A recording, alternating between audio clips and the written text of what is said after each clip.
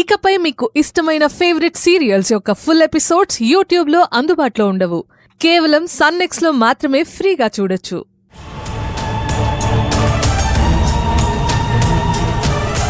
ఇక్కడ వర్క్ జరగకపోతే అప్పుడు వచ్చి నన్ను ప్రశ్నించండి.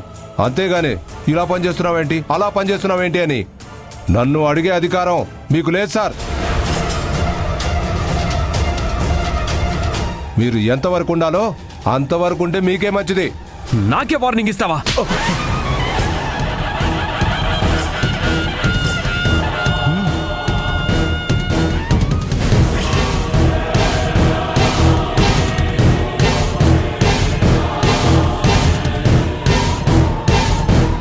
మహేష్,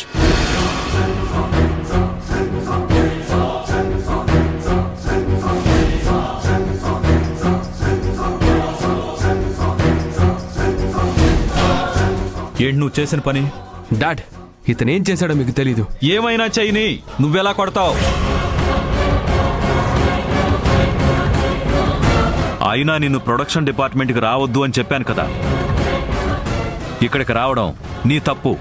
వచ్చి నువ్వు కరుణాకర్ని కొట్టడం ఇంకా తప్పు. Dad, please try to understand. Stop it Mahesh.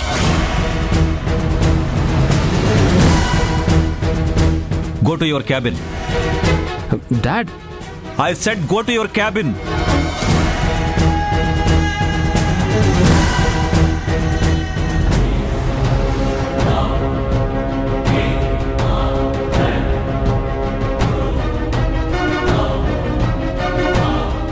Mahesh, Mahesh,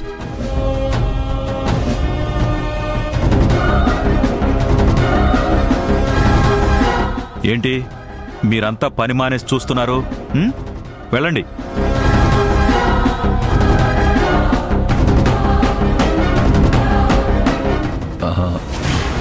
Karunakar, I'm sorry.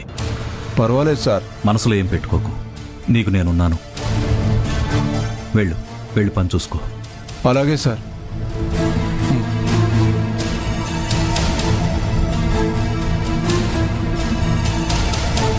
నేను చెప్పాను కదా అంకుల్, ఈ ప్రాబ్లమ్స్ అన్నిటికీ ఒకే ఒక కారణం ఆనంది. ఆనంది మాత్రమే కాదు అంకుల్, అశ్విన్ కూడా వాడే మహేష్ని తీసుకొచ్చి కరుణాకర్ గారిని కొట్టించాడు. వీళ్ళిద్దరి వల్ల ఇటు కంపెనీ, మీ ఇంట్లో ముందు ముందు చాలా ప్రాబ్లమ్స్ ఫేస్ చేయాల్సి వస్తుంది. మహేష్ అంటే ఎంత ప్రేమో నాకు తెలుసు. తనను ఒక చిన్న మాట అనడం కూడా నేను వినలేదు, చూడలేదు. అలాంటిది ఇవాళ అందరి ముందు తనని కోపడ్డారు. కారణం ఆనంది అండ్ అశ్విన్. ఇంత జరిగా కూడా వాళ్ళ కంపెనీలో ఉండాలా లేదా అని మీరే డిసైడ్ చేయాలి.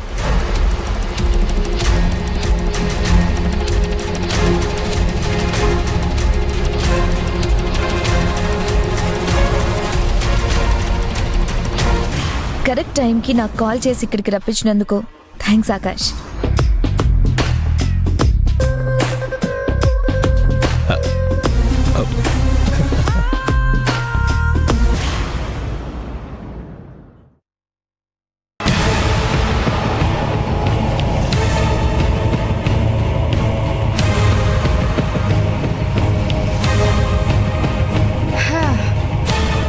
ఇవాళ నీకే పని లేదా? సురేష్తో ఏదైనా పనుంటే చెప్పని చెప్పాను. నేను నీతో ఒక ముఖ్యమైన విషయం చెప్పాలి. ఏంటది? ట్రావెల్ ఏజెన్సీ వాళ్ళతో నీకేదైనా దుబాయ్లో ఉద్యోగం చూడమని చెప్పాను. పాస్పోర్టు, వీసాకు అప్లై చేయడానికి పిలుస్తామన్నారు. ఒక 2-3 నెలల్లో అంతా రెడీ అయి ఉద్యోగం వస్తుంది. ఆ తర్వాత నువ్వు దుబాయ్కి వెళ్ళాలి. దుబాయ్కా? అసలు నేనెందుకు దుబాయ్కి వెళ్ళాలి? అర్థం లేకుండా మాట్లాడుతున్నావేంటి? నేను మా ఇంట్లో ఎంత లగ్జరీగా ఉండేదానో నీకు తెలుసు కదా. అవన్నీ వదులుకుని ఎందుకు వచ్చాను? నీకోసమే కదా. ప్రతి రూపాయి ఆలోచించి ఖర్చు చేయడం నా వల్ల కాదు. అలాంటి బ్రతుకు నేను బ్రతకలేను. 3 ఏళ్లు నువ్వు దుబాయ్లో కష్టపడొస్తే మన అప్పులన్నీ తీరిపోతాయి. ఈ గ్యాప్లో నేను కూడా డిగ్రీ పూర్తి చేసి జాబ్లో జాయిన్ అయిపోతాను.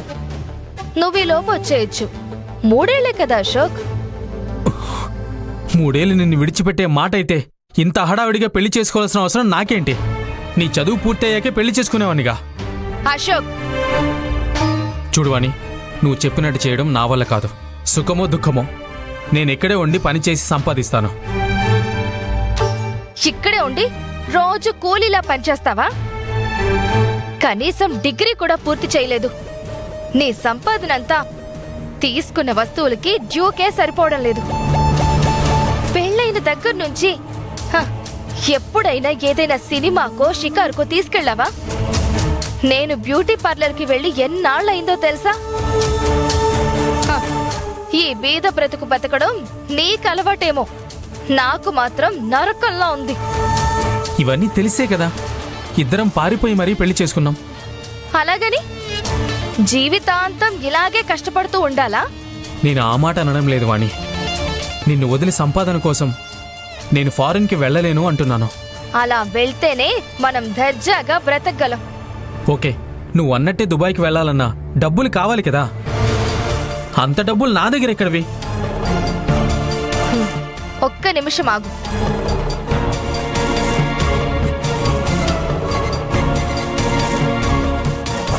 ఇదిగో, ఈ నగలు తాకట్టు పెట్టి వచ్చిన డబ్బుని ట్రావెల్ ఏజెన్సీలో కట్టేసిరా. అంతా వాళ్లే చూసుకుంటారు. ఈ నగలు మా వాళ్ళకి తిరిగి ఇచ్చేద్దామని నేనంటే వీళ్ళేదో ఈ నగలు నావి అన్నదానివి ఇప్పుడు తాకట్టు పెడదామంటున్నావా? ఆ పని నేను చేయలేను వాణి. చూడు అశోక్, నువ్వేమనుకున్నా సరే నాకు లగ్జరీ లైఫ్ కావాలి. దానికోసం నువ్వు దుబాయ్కి వెళ్ళాలి, లేదంటే నేనే పోతాను. ఏంటి వాణి, మీ పుట్టింటికి పోతానని బెదిరిస్తున్నావా? కాదు, పైకి పోతానంటున్నాను.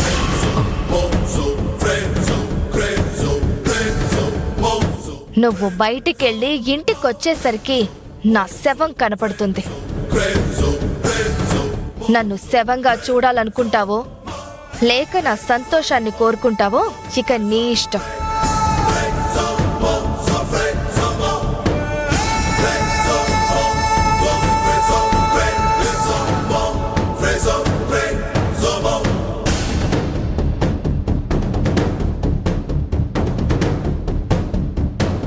కరుణాకర్ మాటలు, అతని ప్రవర్తన ఏదీ సరిగ్గా లేదు. రాజశేఖర్ గారు కూడా వాణ్ణే సమర్థిస్తూ మాట్లాడుతున్నారు. ఇవన్నీ చూస్తూ కూడా ఊరుకున్నానంటే దానికి కారణం నువ్వే. నీకోసం అక్కడ నేను ఎక్కువ మాట్లాడలేదు. జరిగేదంతా చూస్తుంటే ఇంకా మనం ఇక్కడ ఉండడం కరెక్ట్ కాదనిపిస్తోంది ఆనంది.